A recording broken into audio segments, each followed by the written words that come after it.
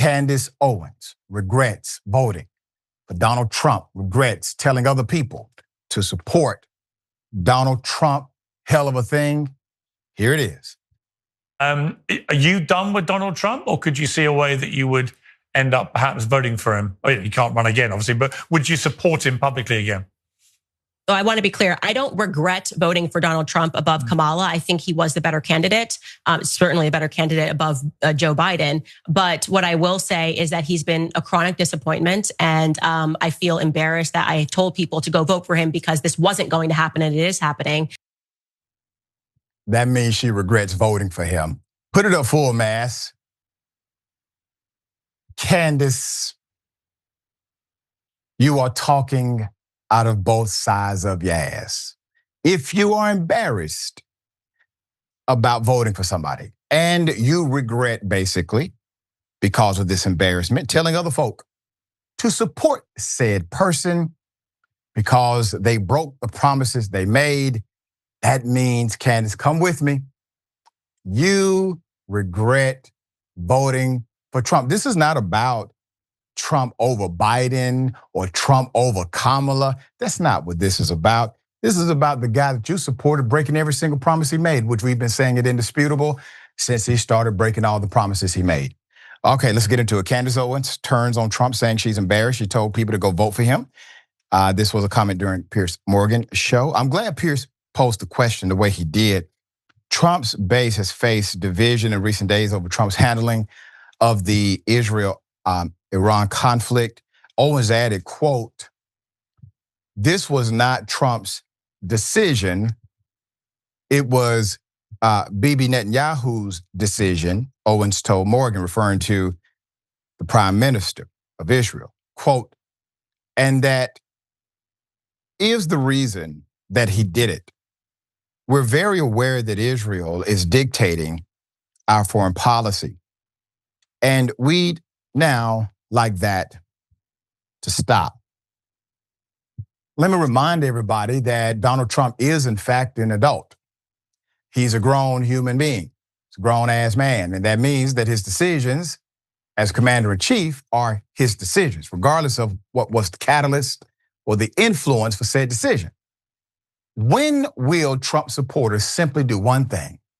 Allow Trump to be completely, holistically accountable for his own decisions, rather than continuing to provide a level of measure or be an apologist for his blunders. So another quote, "It's all the same rhetoric," dating back to 9/11. All of the same tactic, trying to smear people who are against this war as jihadists. She said, adding that the war between Iran and Israel is simply not our business. Yes, you've been saying that. Trump said he agreed with you. As a matter of fact, when President Obama was in the White House, it was Donald Trump who said Obama will go to war with Iran because he's weak. He doesn't know how to negotiate. He went on and on. You all championed the position of the con artist rather than champion the position of the individual who actually gave a damn about the country. There's more. Quote, "There was no imminent threat to the United States when Trump made this decision to do what Bibi wanted," she said, referring to Israel's prime minister. Quote, "This was not Trump's decision. It was Bibi Netanyahu's decision. And that is the reason that he did it. We're very aware that Israel is dictating our foreign policy, and we'd now like that to stop." So Candace, if it's not Trump's decision, but it was actually Netanyahu's decision, that means that Trump is being controlled by a foreign entity. So maybe that foreign entity is not Russia. That foreign entity in this case, in your proclamation, is Israel, it's the Israeli government.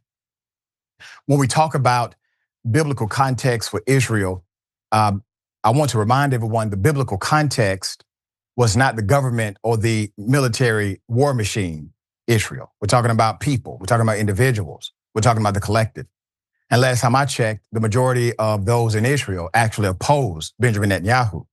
Last time I checked, there were soldiers and former soldiers of the Israeli military who signed a document stating that Netanyahu is out of control. and that this war is out of line. So Candace, at some point, Trump has to be responsible for Trump, period. Full stop. If Trump is not responsible for Trump, that means that you're okay with bypassing who should be the leader and blaming others who are controlling that leader. It doesn't end with Candace Owens, however. Marjorie Taylor Greene accuses Trump of, quote, bait and switch over Iran strikes.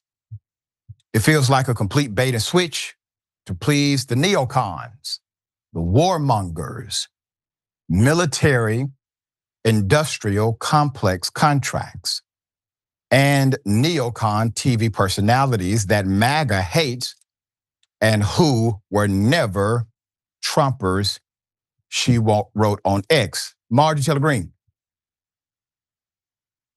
Trump is a never Trumper. Do you understand? Trump don't believe in Trump. Trump created a character to make you all fall for a con. Trump is not MAGA. Trump is not a Republican. Trump is not a conservative. Trump has never been any of these things. He doesn't believe in anything. He has no integrity.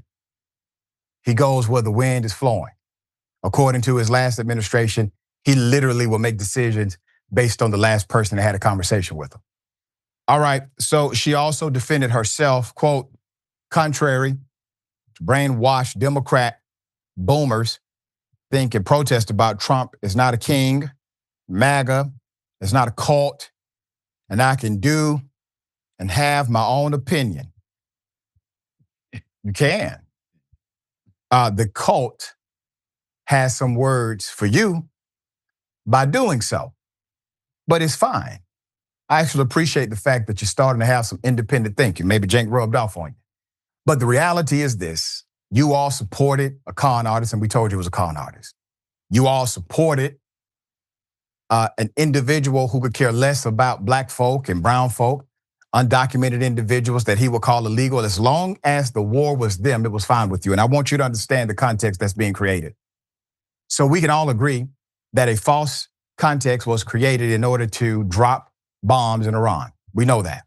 This whole fear-mongering about Iran is dangerous to the United States never happened. It was never real. There was no imminent threat based on the Security Council and the National Security Advisor.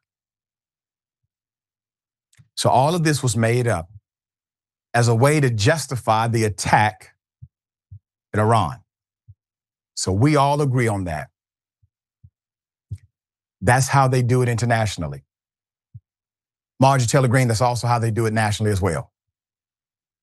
Fear-mongering, creating a false pretense, telling you that the enemy are folk who are black and folk who are brown. And they utilize that fear-mongering to then launch an attack. While that attack may not be in bombs, that attack comes by way of raids in the middle of the night. College students who write an opinion piece, and all of a sudden they're not able to enjoy their student visa because they had an opinion protected by the US Constitution. That is the pretext for this war domestically. Understand, these individuals are not very inventive. They are taking the same policies, washing it a little bit to apply it domestically.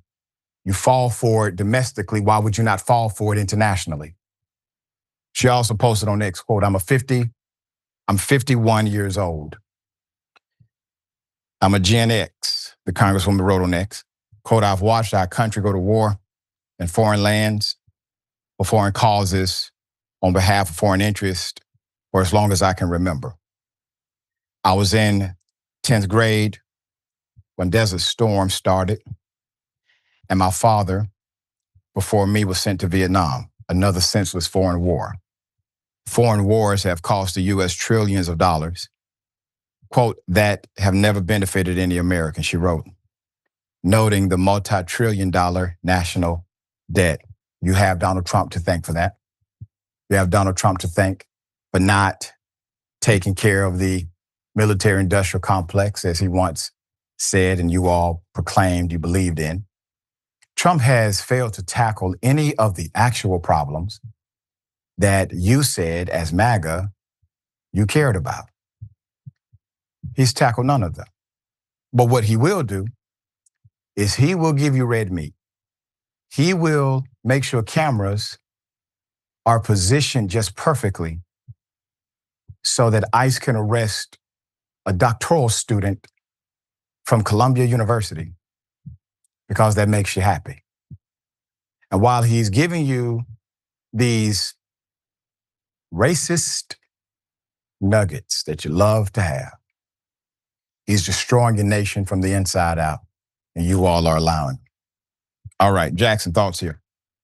Well, Candace Owens has always been more than disingenuous. And just the idea that, Donald Trump, he's been a disappointment this go round. But the last time he was totally great, the way that he gave the largest tax cut to corporate America that they've ever received. And he's getting ready to do the same thing, take away millions of people's health care. Told the Senate that y'all better not go to recess until you pass my big, beautiful bill. The man who completely bungled the COVID response before COVID happened. He dismantled our response system.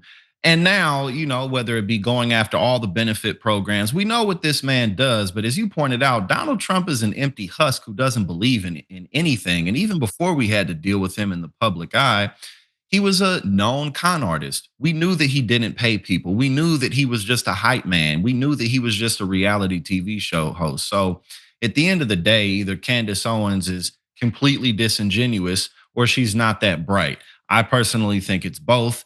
And also at the end of the day, she can't really deviate from the brand that she's made for herself. Like, I guess she's trying to escape the Trump train a little bit by saying, oh, well, we shouldn't be going to war. And he's been a huge disappointment. And I'm ashamed that I told people to vote for him.